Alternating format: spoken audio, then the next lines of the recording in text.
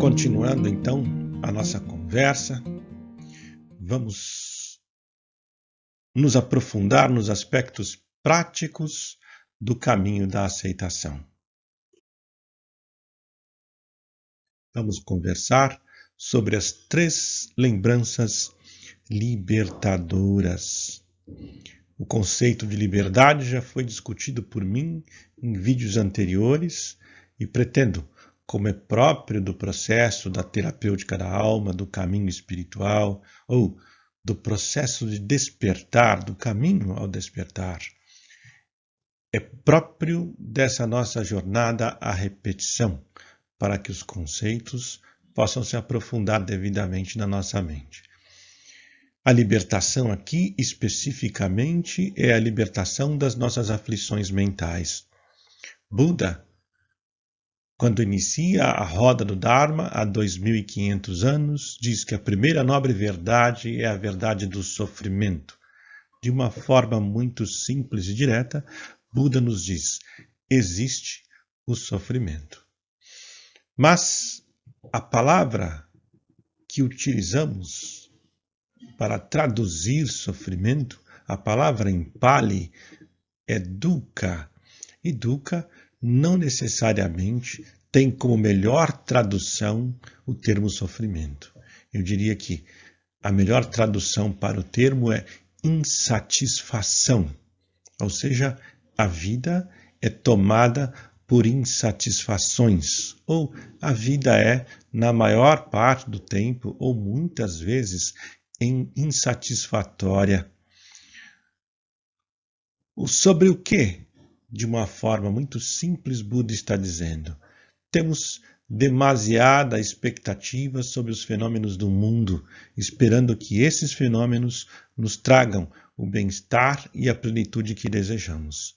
Como esses fenômenos não podem fazer isso por serem insatisfatórios, são fenômenos compostos, eles não existem por si e nem para si. Eles existem na dependência de outros fenômenos. Um fenômeno insatisfatório é insatisfatório porque está em constante mudança. Consequentemente, ele não pode nos satisfazer o tempo todo. Mas nós lidamos com o mundo exterior como se ele pudesse, de alguma forma mágica, nos satisfazer o tempo todo. Você pode até pensar que não é exatamente assim, que você tem uma ideia clara de como são as coisas, que você é racionalmente bem desenvolvido e amadurecido nesse aspecto. Eu até concordo com você que racionalmente a maioria das pessoas, talvez, pelo menos assim espero, pensa dessa maneira. Mas no inconsciente, um pouco mais fundo da nossa capacidade racional, o que temos é uma ação muito diferente. Estamos sempre em guerra com o mundo e com nós mesmos e com os outros, porque cada uma dessas coisas, cada um desses objetos de experiência não está sempre correspondendo às nossas expectativas.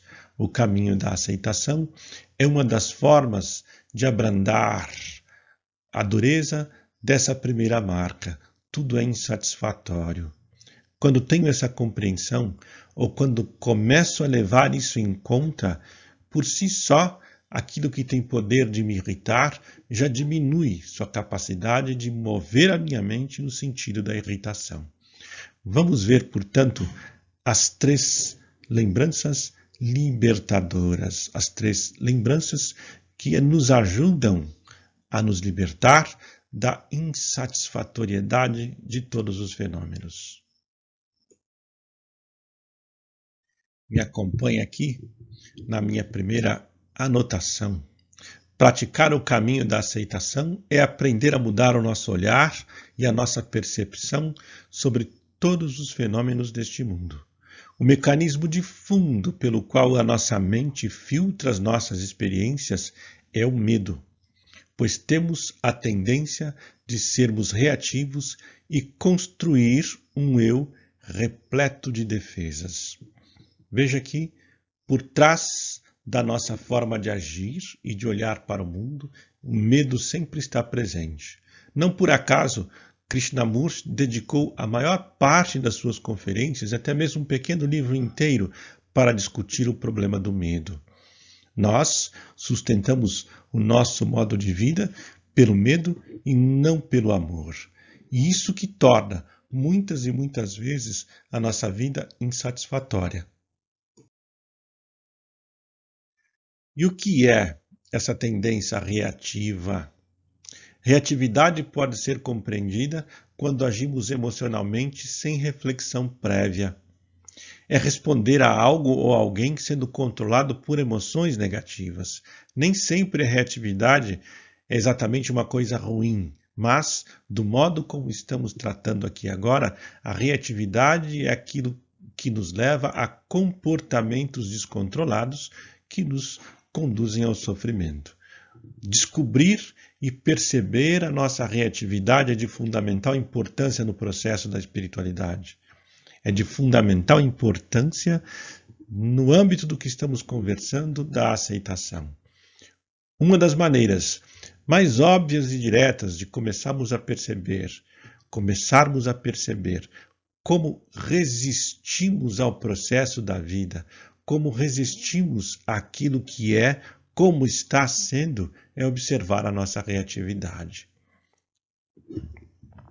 Vamos discutir isso mais profundamente.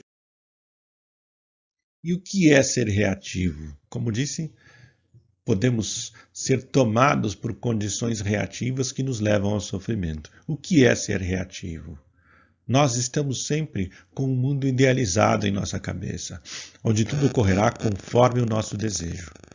Você se programa para ir a uma festa, por exemplo, uma festa muito esperada, mas o trânsito não flui, o pneu do carro fura, algum tipo de reforma pode estar ocorrendo nas ruas. Logo, a raiva, o medo, o orgulho, a indignação começam a dominar a sua mente. Você começará a dizer para você que as coisas não funcionam, que o mundo é uma droga, que você pode estar envolvido por uma carga de energia negativa. Como pode uma pessoa que sempre busca positividade ser envolvida por condições negativas? Nada mais enganoso do que acreditar nisso, que a diversidade só ocorre para aqueles que têm uma mente turbulenta ou negativa. A diversidade ou as adversidades ocorrem para todos. A questão central não é se você vive ou não a adversidade, mas como a sua mente lida com elas. A vivência da diversidade ou da quantidade de adversidades não denota a condição evolutiva de uma pessoa. O que denota a sua evolução, o que denota a sua constituição espiritual é a sua capacidade de lidar com aquilo que ocorre sem ser reativo, levando em consideração as condições mais profundas e luminosas da sua mente. Contra a reatividade, podemos praticar as 3 lembranças libertadoras: perdão, gratidão, acolhimento.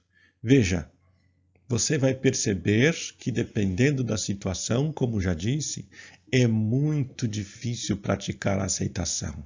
Portanto, tenha paciência consigo mesmo, tenha paciência com as dificuldades. Digamos que você discutiu com uma pessoa e que essa discussão foi bastante severa, essa discussão foi muito desconfortável, e isso pode fazer com que você carregue uma raiva, um ressentimento, uma mágoa, uma dor interna por dias. E você tenta, nesse momento, fazer de tudo para praticar a aceitação. Não é tão simples e nem tão fácil. Algumas feridas, algumas dores não se curam de forma de imediato. Não se curam de forma imediata. A questão para nós aqui é a possibilidade de se abrir para a prática. E não que nós vamos conseguir sempre, diante das adversidades, ter uma mente serena. Veja, a proposta de estudo aqui não é que você tenha uma mente serena diante de tudo que acontece. A proposta aqui é prática. Se você já tivesse, ou eu, as condições de termos uma mente serena diante de qualquer adversidade, não precisaríamos seguir o caminho espiritual. Nós precisamos dele justamente porque ainda somos dados à reatividade diante das coisas que acontecem. Portanto, leve em consideração não que a coisa não funcione, não que ela não dá certo, porque já há dias você está com raiva e mesmo tentando essa raiva não vai embora. Alguns sentimentos têm raízes profundas e você deve ter mais cuidado com eles. Outras coisas você vai ver que é muito mais fácil. Portanto, a questão como um todo não é se você consegue ou não se manter calmo de imediato ou logo que você vivencia uma adversidade. É se, independente das condições que se apresentem na sua mente, você insiste na profundidade da sua prática.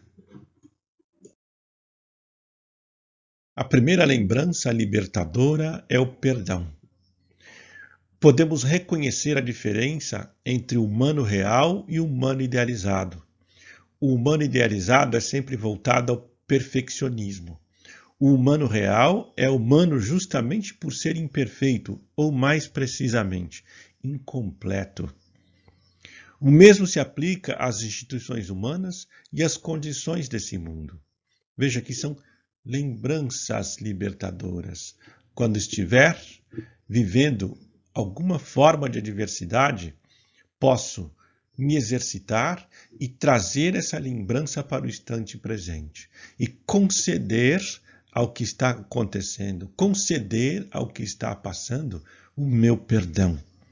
Eu perdoo isso tal como se manifesta. Muita calma aqui. Você não está concedendo perdão exatamente para a coisa. Você não está perdoando por ela ser dessa ou daquela maneira. O perdão nunca é estendido exatamente para o seu objeto. O perdão é estendido para a sua mente. Volte a lembrar. Aqui poderia até dizer que isso é uma quarta lembrança libertadora. Em contato com um objeto, a sua mente e o objeto passam a ser condições intrínsecas que não podem ser percebidos em separado. Não há dualidade entre você e o objeto. O que você está experimentando são as condições da sua mente. Portanto, quando você concede o perdão, você concede o perdão a essa instância, não exatamente ao objeto, nem exatamente a você ou ao outro que seja. Você concede perdão a essa instância confusa que se instaura entre você e o objeto. Você entende que as expectativas aqui, as idealizações, impedem que você veja a coisa tal como ela é ou que aceite a coisa tal como ela se manifesta. O perdão é, antes de tudo, um exercício que nos permite nos libertar das confusões e não conceder algum benefício a quem quer que seja. Perdoar é aceitar a incompletude dos seres e dos fenômenos e das instituições. É não atribuir culpa a nenhuma dessas coisas. Krishnamurti dizia que a forma mais elevada de inteligência humana é dirigir a atenção desprovida de julgamento. A forma mais elevada de inteligência humana é dirigir a atenção desprovida de julgamento. O perdão é essa instância que nos permite a olhar para as coisas e cessar o julgamento. Tudo que causa confusão, tudo que causa transtorno e dificuldades nas nossas relações é nosso julgamento sobre as coisas, sobre nós mesmos. Isso não significa que você não possa avaliar o que é e considerar satisfatório ou insatisfatório. O problema não está na avaliação. O julgamento não só define que é bom ou ruim, mas exige que o bom seja apresentado, exige que o bom permaneça, exige que o mal ou ruim seja dispensado. O perdão vai nos ajudar a lidar com essas adversidades com uma forma muito mais branda.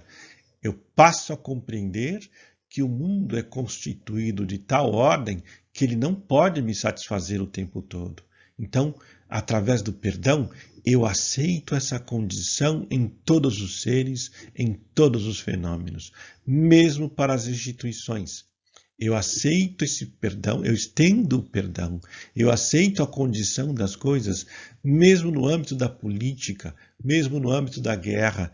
O que não quer dizer que eu não faça nada, o que não quer dizer que eu não tenha a minha posição, que eu não tenha a minha opinião sobre as coisas, que eu não tenha o meu modo de ver e entendê-las, mas eu faço a partir de um ponto onde o meu medo, a minha raiva, o meu orgulho, a minha obstinação não esteja presente. Consequentemente, eu faço a partir de um ponto onde o amor é que determina a criatividade, a forma de olhar e de se relacionar com aquilo que eu estou vendo, de se relacionar com as experiências que me estão sendo proporcionadas. Temos que abandonar a necessidade infantil de atribuir culpa a algo ou alguém por nossa infelicidade ou nossos problemas. Tudo que experimentamos, o experimentamos em conformidade com a nossa mente. Quando algo estiver aborrecendo sua mente, aprenda a se voltar para dentro e dizer: eu acolho e perdoo essa situação. Tente sentar calmamente e olhar como sua mente cria esse transtorno. Como e por que a sua mente cria essa raiva? Pode ser para com uma pessoa, alguém que você tem grande dificuldade de aceitar tal como essa pessoa é.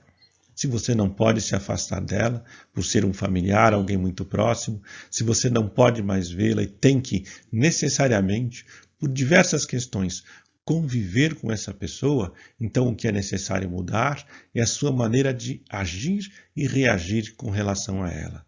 Isso absolutamente não é fácil, mas é possível.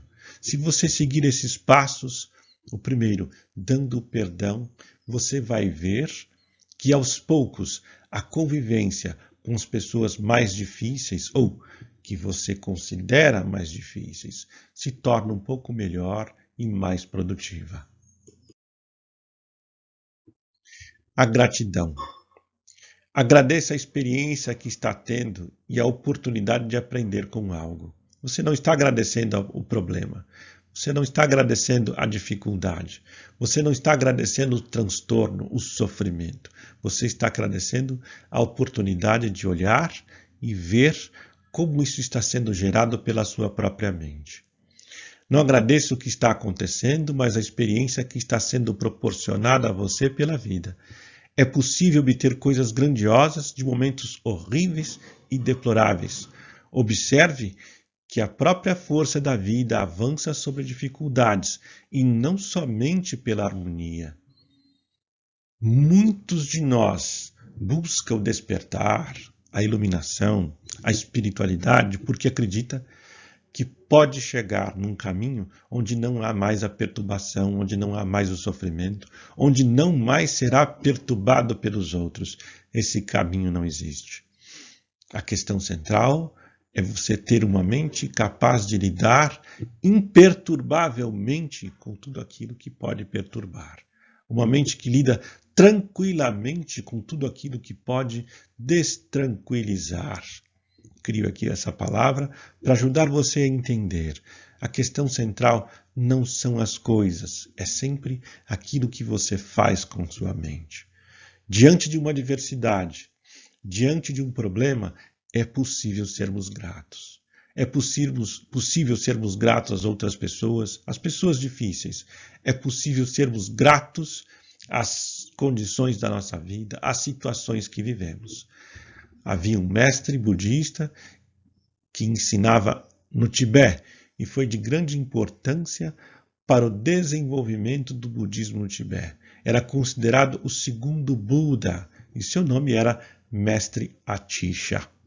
Atisha tinha um secretário que era uma pessoa mais ou menos detestada por todos, porque era alguém que, mesmo sendo secretário do segundo Buda, era excessivamente raivoso, excessivamente ríspido, rancoroso e pronto a dar respostas negativas sobre o que quer que fosse. Mais de uma vez, os discípulos mais avançados perguntaram a Atisha: por que você não dispensa esse homem? Por que você não o substitui? E Atisha, calmamente, sendo o segundo Buda, disse: esse homem é precioso para mim, pois ele sempre me lembra da virtude da paciência. Veja que, sendo o segundo Buda e tendo sobre seus cuidados mais de 5 ou até 10 mil monges ou pessoas, aldeias inteiras em torno daquilo que você faz ou pensa. Assim mesmo, Atisha aceitava ter um secretário difícil, aceitava ter um secretário absolutamente pouco comprometido com uma mente generosa, porque isso auxiliava a se lembrar da necessidade de se cultivar a paciência. Podemos fazer isso com qualquer coisa que nos aconteça. O terceiro e último lembrete, o acolhimento. Me acompanhe na anotação. Acolha toda emotividade que perpassa o seu corpo. Acolha sua humanidade, sua falibilidade e sua incompletude. Um excelente exercício de acolhimento e aceitação é focar-se na respiração. Essa é uma dica mágica, simples e muito, muito poderosa. Quando você estiver diante de uma situação adversa, foque-se na sua respiração. Volte-se para a sua respiração. Sinta a respiração no corpo e o corpo na respiração. Esse simples exercício, essa simples mudança de atenção, tira você da condição de julgamento, já dita por Krishnamurti, tira você da condição de reatividade, aqui falada por mim, e traz você para a instância criativa do momento presente. Você, primeiro, está lidando com a situação tal como ela surge, tal como ela é, se libertando das idealizações. Pode ser que dentro de você existam contradições, que a sua mente, o seu corpo, de muitas maneiras, esteja resistindo ao que está acontecendo. Mas manter-se na respiração, mesmo que não acabe com esse sentimento negativo de imediato, vai torná-lo mais fácil de ser transposto, vai torná-lo mais fácil de ser suportado. Nós vamos ver num próximo vídeo que isso se refere à maioria das coisas que acontecem no nosso dia a dia, porque é muito provável que na sua mente já tenha surgido a velha pergunta que toda vez eu ouço quando falo sobre esse tema, ou ouço em cursos de meditação que falam sobre paz interior. O que fazemos diante do torturador? O que fazemos diante do assassino, do criminoso, do estuprador? Veja, nós, na maior parte do tempo, e uma grande parte das pessoas que estão me ouvindo agora, estão sempre lidando com coisas mais simples. Não é tão comum em nossa vida, e já perguntei isso algumas vezes e vou falar sobre isso mais tarde. Quantas vezes essas pessoas que me perguntam sobre isso estiveram na presença de um torturador ou foram torturadas? Em geral, a resposta é sempre a mesma: nenhuma. Portanto, estamos conversando não sobre as coisas difíceis e grandiosas que podem ocorrer na vida de todos nós, mas no âmbito das coisas pequenas, cotidianas e diárias. Temos que transformar a nossa mente exatamente aí, neste âmbito da vida comum, neste âmbito do dia a dia. Em cursos de meditação, está aqui a anotação que já fala sobre o tema. Em cursos de meditação sempre surge a mesma pergunta em relação à prática meditativa da aceitação. E se eu estiver sendo torturado, como posso praticar a aceitação? Como posso praticar isso se estiver vivendo uma situação de extrema violência? Embora a pergunta tenha seu fundamento, seja pertinente, costumo começar a resposta com outra pergunta. Quantas vezes você foi torturado ou torturada este ano ou ao longo da sua vida? Em geral, a resposta é sempre a mesma: nenhuma. Claro que todos nós podemos passar, digamos, por torturas psicológicas, mas mesmo essas ocorrências não são diárias, não são semanais, não são mensais. Elas ocorrem em certos períodos do dia. Pode ser, não há dúvida disso, no âmbito das torturas psicológicas, que você seja alguém que viva num ambiente de muito estresse e dificuldade. Aí então, necessariamente a questão central não é praticar o caminho da aceitação, mas procurar ajuda. Procurar ajuda de fora deste ambiente. Procurar orientação, procurar terapia, procurar aconselhamento, algo que te ajude a olhar para a sua vida, a olhar para a condição em que você está inserido e de alguma forma te auxilie a se libertar disso. No âmbito da nossa conversa, o assunto é muito mais simples e muito mais comum e, portanto, importante do que a gente possa imaginar. Todos estamos sujeitos a viver condições extremas em nossa vida, mas elas não constituem o nosso cotidiano. A prática da meditação e da aceitação está ligada às adversidades que rotineiramente nos circundam e que todos estamos sujeitos a passar em algum momento do dia, da semana ou por algumas horas. Não é necessário um dia inteiro para que eu viva mais de uma situação adversa. Às vezes, no espaço de uma meia hora, posso viver a adversidade de diversas maneiras. Ainda assim, se praticarmos diante das pequenas e costumeiras adversidades, seremos capazes de trabalhar com os grandes transtornos. Se trabalharmos as pequenas e costumeiras adversidades, seremos capazes de lidar, de trabalhar com os grandes transtornos. Lembre-se, por exemplo, da vida de Viktor Frankl ou do físico Stephen Hawking.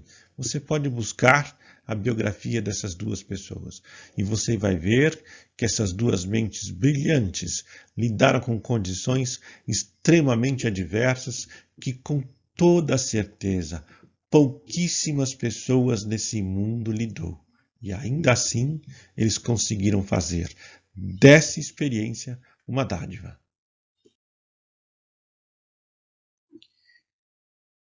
Podemos usar, dentro do caminho da aceitação, dentro das 3 lembranças libertadoras, aquilo que já conversamos sobre o Ho'oponopono. Eu sinto muito, por favor me perdoe, eu te amo, sou profundamente grato.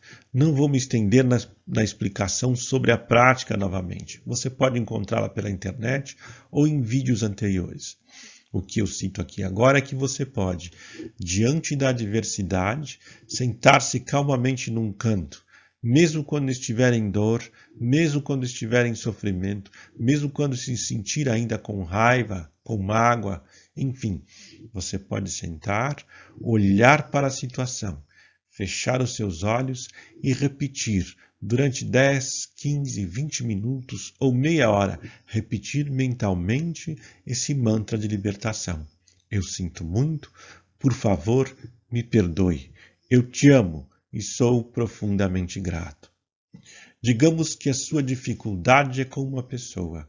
Sente-se calmamente numa hora de meditação. Prepare o ambiente, de forma que você não seja importunado e ele seja confortável. Feche os seus olhos. Visualize a pessoa com a qual você está tendo transtorno. Pense nela com carinho. Comece desejando que essa pessoa seja feliz. Diga mentalmente que você seja feliz, que você seja envolvida pela bondade. Nada mais maravilhoso do que desejar alguém que seja envolvido pela bondade, não importa quem seja.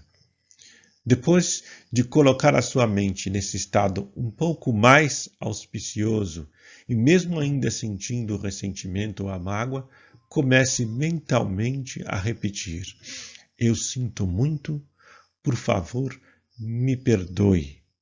Eu te amo e sou profundamente grato. Esta é, sem dúvida, uma prática libertadora. E falo aqui de experiência, falo por prática. Cada uma dessas propostas de exercício espiritual que coloco a você é porque já experimentei muitas e muitas vezes e vi o efeito que isso teve sobre mim e sobre a minha vida. E acredito que, de alguma forma, como somos humanos, falíveis e incompletos, é possível que isso também, que esses exercícios espirituais tenham o mesmo efeito libertador na sua vida. Recapitule comigo esta prática do Ho'oponopono para situações específicas. Eu tenho dito situações particulares, mas o melhor termo é Ho'oponopono para situações específicas. Vamos ver um pouco melhor cada passo que precisa ser dado nesta prática. Sente-se calmamente em meditação, ou seja, primeiro, organize o seu ambiente. Tenha certeza de que ele seja tranquilo e que você não vai ser incomodado pelo tempo que você determinar que vai ficar em sua prática. Esse tempo pode ser 10, 15 minutos, 20 minutos, 30 minutos. Esse tempo pode ser até de 1 hora, desde que você não necessite interrompê-lo. Portanto, crie um ambiente livre de perturbações, de barulhos extremos, de barulhos que possam chamar a sua atenção. Ou, mais precisamente, dos barulhos que você pode controlar em sua casa, pois pode haver barulho no vizinho. Eu lembro que meditávamos em uma casa em que a casa vizinha estava em reforma. Então, diariamente havia trabalho a ser feito. E nos dias de meditação, consequentemente, também haviam trabalhos a ser feitos. Portanto, nem sempre meditávamos no ambiente exatamente tranquilo, mas no ambiente que nos era possível. Um outro local era perto de uma escola. E sempre que chegava uma determinada época do ano, havia o treinamento da fanfarra. Então, não muito alto, mas próximo de nós, escutávamos ao longe aquele som do treinamento da fanfarra. Aprendemos a não nos incomodar com isso. Essa é uma questão muito importante na preparação do ambiente. Controle aquilo que está sob seu domínio. Por exemplo, desligue ou se afaste do celular. Não deixe o celular ao seu alcance. Se você tiver um telefone fixo, desligue-o ou deixe que ele toque e não se incomode com o que ele possa apresentar. Se tiver mais pessoas na casa, peça ao menos para que você não seja incomodado nas horas que você vai estar em meditação. Então, depois que você sentar, inicie um procedimento muito simples. Conte 21 expirações. Essa é a primeira parte da preparação mental. Você simplesmente é espectador da sua respiração. Você inspira, expira, conta 1, inspira, expira, conta 2 e assim vai até 21. Assim que você chegar no número 21 e que espero você tenha feito isso da forma mais serena e focada possível, a sua mente estará um pouco mais tranquila, a sua mente estará um pouco mais receptiva para a prática. Então, mentalmente, se a sua dificuldade, se o seu problema for com uma pessoa específica, repita mentalmente, visualizando essa pessoa, que você seja feliz, que você seja envolvido pela bondade. Pode ser que a sua dificuldade não seja com uma pessoa. Pode ser que a sua dificuldade seja com uma instituição. Pode ser que seja com o mundo, com um acontecimento, com um fato. Então, adapte a frase à situação. Se for difícil, apenas deseje isso para todas as pessoas. Então, fechando os olhos e iniciando a prática, pense por algumas vezes que todos os seres sejam felizes, que todos os seres sejam envolvidos pela bondade.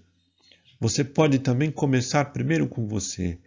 pense em você e diga que eu seja feliz, que eu seja envolvido pela bondade. Depois, estenda esse sentimento, estenda essa prática para o problema ou para a pessoa com a qual você está tendo alguma dificuldade. Depois de fazer essa preparação e criar o ambiente exterior e o ambiente interior adequado ao exercício, então você passa para o Ho'oponopono já delimitando a situação específica. Visualize a pessoa, visualize a instituição, visualize o fato que te causa dor e comoção e repita mentalmente: sinto muito, por favor me perdoe, eu te amo, sou profundamente grato. Lembre-se, a finalidade do Ho'oponopono não é que você modifique as situações ou as pessoas, mas que você aprenda a trazer luz e amor para a situação como um todo. Nós não temos controle sobre os resultados, mas podemos aplicar a ação. Se você fizer de forma correta, tenho toda a certeza, se fizer com o coração realmente livre de qualquer intenção que não seja o melhor, você encontrará as soluções que deseja. Mesmo que a solução seja: aprenda a conviver com a coisa tal como ela é e não como você a idealiza.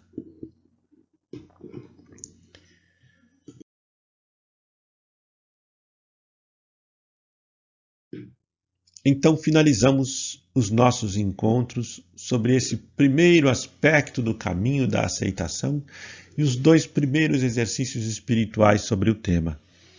Nos próximos encontros, os vídeos vão tratar sobre mais alguns aspectos do caminho da aceitação e os 2 exercícios, a prática da atenção plena e reconhecendo a dualidade nas experiências cotidianas, aquele que já disse, que considero como o exercício mais importante deste conjunto, pois a partir desse exercício, reconhecendo a dualidade nas experiências cotidianas, podemos trazer a espiritualidade não mais para alguns momentos específicos da nossa vida.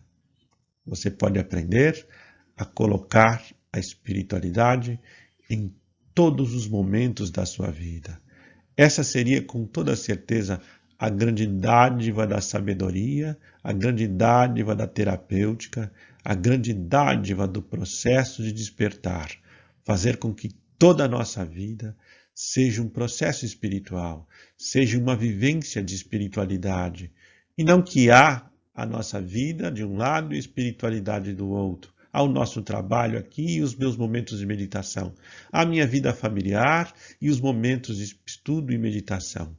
Tudo precisa se tornar um grande momento, um grande movimento, um grande processo meditativo. Precisamos fazer com que a nossa consciência espiritual abarque toda a nossa existência. É isso que vamos conversar um pouco no próximo encontro, reconhecendo a dualidade nas experiências cotidianas e o exercício da atenção plena que pode nos ajudar a isso.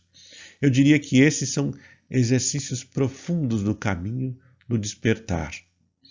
Agradeço sua participação até aqui, agradeço sua continuidade na assistência desses vídeos, pois eles só existem para esse nosso diálogo, eles só existem para esse nosso aprofundamento conjunto.